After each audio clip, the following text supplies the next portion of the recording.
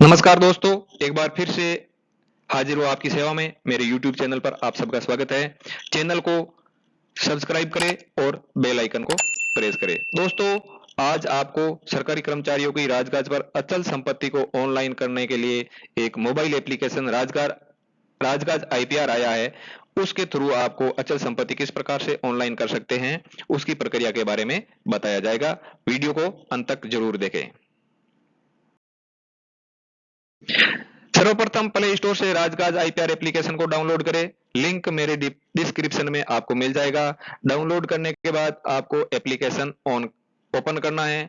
Open करने के बाद आपको यहाँ पर आपके एसएसओ आईडी दर्ज करना है। एसएसओ आईडी दर्ज करने के बाद नीचे आपको यहाँ पर आपको एसएसओ के पासवर्ड दर्ज करना है। एसएसओ के पासवर्ड दर्ज करने के बाद आपको नेक्स्ट लॉगिन पे टैप करना है। लॉगिन पे टैप करने के बाद समक्ष कुछ इस प्रकार का इंटरफेस आएगा, जो उसमें एक घोषणा दिखाई देगी। उस घोषणा को आपको अच्छी तरह से पढ़ लेना है और पढ़ने के बाद आप इस घोषणा से सहमत हो तो नीचे आपको सहमत पे क्लिक करना है। दोस्तों, सहमत पे क्लिक करने के बाद नीचे नेक्स्ट आएगा, आपको प्रोसीड पे क्लिक करना है। प्रोसीड पे क्लिक करने के बाद आपके समक्ष ये ऑप्शन आएगा, अचल संपत्ति की डिटेल ऑनलाइन करने हेतु आपको सबमिट एंड मैनेज आईपीआर पे क्लिक करना है। यहाँ पर आपको टैप करने के बाद आपके समक्ष ये इंटरफेस आएगा, जिसमें आपके यदि आपके पति पत्नी या आपके आश्रित माता पिता के नाम से कोई अचल संपत्ति नहीं है तो नो रिटर्न पर टैप करना है। यहाँ पर नो रिटर्न पे टैप करने के बाद आपके समक्ष का इंटरफेस आएगा। इसमें आपको रिमार्क्स में अपनी टिप्पणी दर्ज करनी है। यहाँ पर नो प्रॉपर्टी से संबंधित टिप्पणी दर्ज करने के बाद आपको नीचे आपको यहाँ पर सबमिट पे टैप करना है। सबमिट पे टैप करने के बाद आपके आधार नंबर दर्ज करने पड़ेंगे और आधार कार्ड नंबर दर्ज करने के बाद आपको ओटीपी प्राप्त होंगे। ओटीपी दर्ज करने के बाद आपको सबमिट कर देना है। ये प्रक्रिया आपको वीडियो के अंत में समझाई गई है, अतः वीडियो को अंत तक जरूर देखें। दोस्तों, यदि आपके पति पत्नी या आपके आश्रित माता पिता के नाम से कोई अचल संपत्ति है तो आपको एड प्रॉपर्टी पे क्लिक करना है। यहाँ पर उस पे क्लिक करने के बाद आपको प्रॉपर्टी का टाइप सेलेक्ट करना है। आपके पास संपत्ति किस प्रकार की है उसको सेलेक्ट करना है। ड्रॉप डाउन पे क्लिक करेंगे प्रॉपर्टी टाइप के ड्रॉप डाउन पे, तो नीचे आपको इस प्रकार यहाँ पर टैप करेंगे तो आपको नीचे यहाँ इस प्रकार एग्रीकल्चर की अगर आपके पास प्रॉपर्टी है तो यहाँ सेलेक्ट करना है। यदि कमर्शियल प्रॉपर्टी है आपके पास तो इस प्रकार सेलेक्ट करना है। यदि आपके रेजिडेंशियल है तो रेजिडेंशियल पे क्लिक करना है। यदि आपको औद्योगिक इंडस्ट्रियल है तो औद्योगिक पे क्लिक करना है और अन्य प्रकार की है तो यहाँ पे टैप करना है और नेक्स्ट संपत्ति के प्रकार को चयन कर लिया तो ओके पे टैप करना है। वो संपत्ति आपके प्रॉपर्टी टाइप के हेड में सिलेक्ट हो जाएगी। प्रॉपर्टी हेड टाइप में आ जाने के बाद नेक्स्ट नीचे आपको सब प्रॉपर्टी डिटेल भरनी है। सब प्रॉपर्टी डिटेल के यहाँ ड्रॉप डाउन पे क्लिक करेंगे, आपकी नीचे डिटेल आ जाएगी। उसमें से आपको सेलेक्ट करना है अपार्टमेंट, फ्लैट, विला है तो यहाँ पर बिल्डिंग, या आपके इंडिपेंडेंस हाउस है तो यहाँ पर, यदि आपके पास कोई प्लॉट या लैंड है तो यहाँ पर, यदि आपके पास किसी अन्य प्रकार की संपत्ति है तो यहाँ पर क्लिक करना है और उसके बाद ओके पर टैप कर देना है। पर टैप करने के बाद नीचे एड्रेस की डिटेल भरनी है। यदि आपकी संपत्ति कौन से क्षेत्र में, यदि आपकी संपत्ति शहरी क्षेत्र में स्थित है तो आपको अर्बन पे क्लिक करना है। यदि आपके ग्रामीण क्षेत्र में है तो रूरल पे क्लिक करना है और नीचे आपको पूरी डिटेल एड्रेस भर जाने के बाद नीचे आपको इस नेक्स्ट वाले एरो पे क्लिक करना है।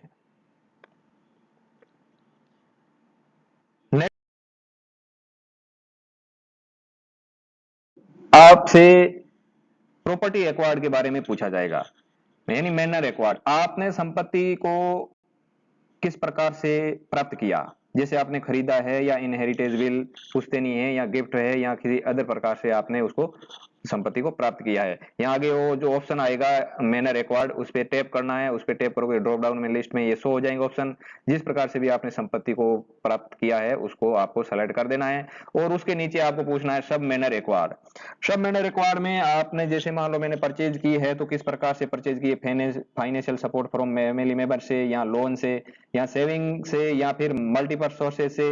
यदि आपकी संपत्ति पुश्तैनी है या विरासत से मिली है तो रिसीव्ड थ्रू इनहेरिटेज विल या share in parent Mendhar property, जैसा जो आपके लिए लागू है वो सेलेक्ट करना है या नीचे इस सब मैनर एक्वायर्ड में।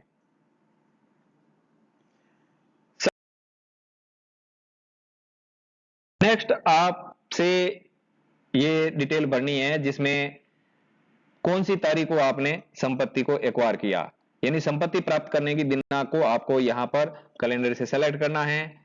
और सेलेक्ट करने के बाद उसके नीचे आपको वो डिटेल भरनी है जिससे आपने संपत्ति प्राप्त की, यानी उस व्यक्ति का नाम या उस ऑर्गेनाइजेशन का नाम भरना है जिससे आपने प्राप्त की यहां पर, और उसके नीचे उसका एड्रेस और उसके नीचे उसका कॉन्टैक्ट नंबर। यदि नाम तो उसका भरना अनिवार्य है, यदि एड्रेस और कॉन्टैक्ट नंबर अगर आपके पास डिटेल नहीं है तो आप उसको खाली छोड़ सकते हैं, लेकिन अगर आपके पास है तो अच्छी तरह से अच्छी बात है, उसको भर ले। पूर्ण जानकारी भर जाने के बाद आपको नेक्स्ट एरो पर यहां पर टैप करना है।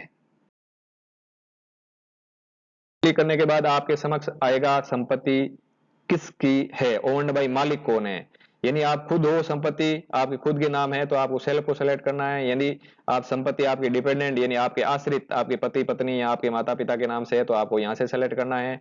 या आपके संपत्ति ज्वाइंट यानी संयुक्त सह खातेदारी है तो आपको यहां पर ज्वाइंट पे क्लिक करना है। यदि संपत्ति डिपेंडेंट या ज्वाइंट के नाम से है तो उसका आपको यहाँ नीचे रिलेशन सेलेक्ट करना पड़ेगा और उसका नाम लिखना पड़ेगा। और डिपेंडेंट या जॉइंट का नाम लिखने के बाद उसके अगर मोबाइल नंबर या कॉन्टैक्ट नंबर कोई हो तो भर सकते हैं। इस प्रकार अगर जॉइंट में 2 3 या 4 प्रकार है, 4 जने हैं या 5 जने हैं तो आपको नीचे इस ऐड पे क्लिक करके सबको बारी बारी से ऐड करना है।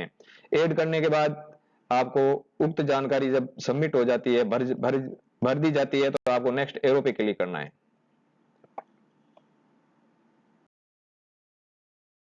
एरो पे क्लिक करने के बाद आपकी संपत्ति की प्रेजेंट वैल्यू क्या है वो दर्ज करना। जैसे मेरे मैटर में ये वैल्यू थी, मैंने लिख दी। नेक्स्ट आपको संपत्ति से वार्षिक आय यदि कोई होती है तो यस पे क्लिक करना है। यदि आपकी आय है, वार्षिक आय है, तो उस कितनी है वो आय, एनुअल इनकम फ्रॉम प्रॉपर्टी यहां पर दर्ज करनी है। यदि आपकी वार्षिक आय से संपत्ति से कोई वार्षिक आय नहीं होती है तो आपको नो पर क्लिक करना है। नो पर क्लिक करने के बाद नीचे वाली डिटेल आपके हाइड हो जाएगी जिसको आपको भरना नहीं पड़ेगा। यदि आपको संपत्ति भरी है और पीछे की जानकारी दोबारा देखना चाहते हो तो आप यहाँ एरो के टैब पे क्लिक कीजिए, आपके पीछे जो जो भी भरा है वो डिटेल आपको समक्ष वापस दिख जाएगी। यदि आपने संपूर्ण रूप से पूरी जानकारी सही भर दी है तो आपको नेक्स्ट राइट चेक पे क्लिक करना है।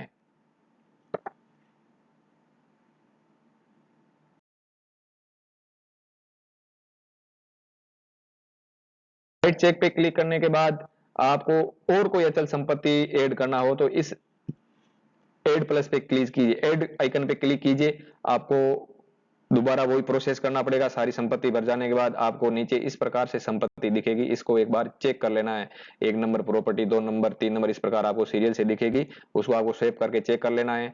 यदि आपकी संपत्ति में कुछ संशोधन करना है तो आप उसको एडिट आइकन पे क्लिक करके चेक कर सकते हो। यदि किसी प्रकार की संपत्ति को आपको डिलीट करना है कि भाई ये संपत्ति ऐड हो गई लेकिन ये सही नहीं है या ये मेरे नाम से नहीं है या किसी और की मैंने गलती से ऐड कर दी है तो आप यहाँ डिलीट कर सकते हो।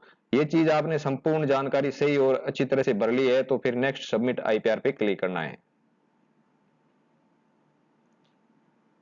सबमिट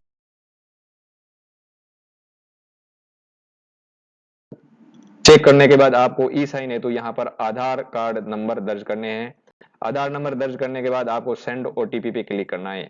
यहां पर सेंड ओटीपी पे क्लिक करोगे तो नेक्स्ट आपसे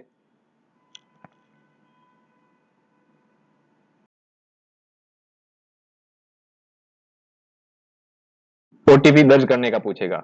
जो आपके रजिस्ट्रेशन मोबाइल नंबर पे ओटीपी प्राप्त हुए हैं वो आपको यहाँ पर दर्ज करने हैं। आधार कार्ड में जो मोबाइल नंबर रजिस्ट्रेशन है उस पे आपको ओटीपी प्राप्त हो जाएंगे। यहाँ दर्ज करने के बाद आपको उसको वैलिडेट एंड ई साइन पे क्लिक करना है। यहाँ पर आपको क्लिक करेंगे तो आपके समक्ष पीडीएफ के रूप में वो संपत्ति शो हो जाएगी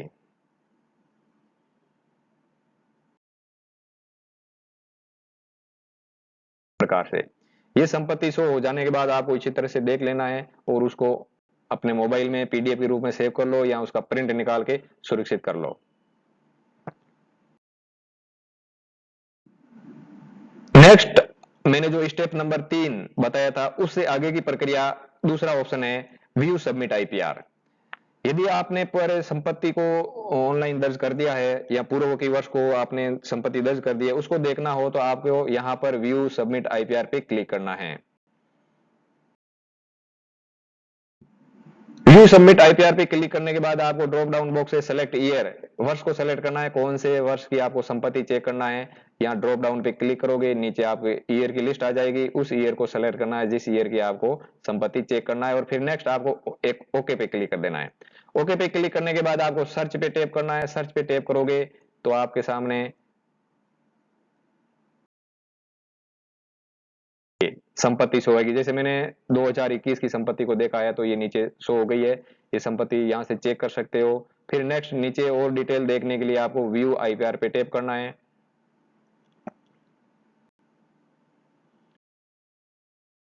पे टैप करोगे तो आपके समक्ष वापस इस प्रकार से दिखेगा, जिसके नीचे एक ऑप्शन आता है व्यू आईपीआर, उसको आप पीडीएफ के रूप में डाउनलोड हो जाएगी, और पीडीएफ के डाउनलोड होने के बाद आप उसको सुरक्षित सेव कर लीजिए मोबाइल में, या फिर प्रिंट निकाल के सुरक्षित रख लीजिए।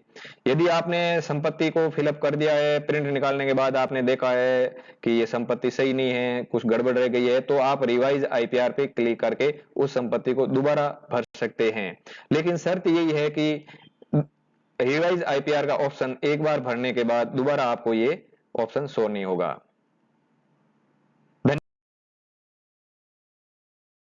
Thank you for watching the video.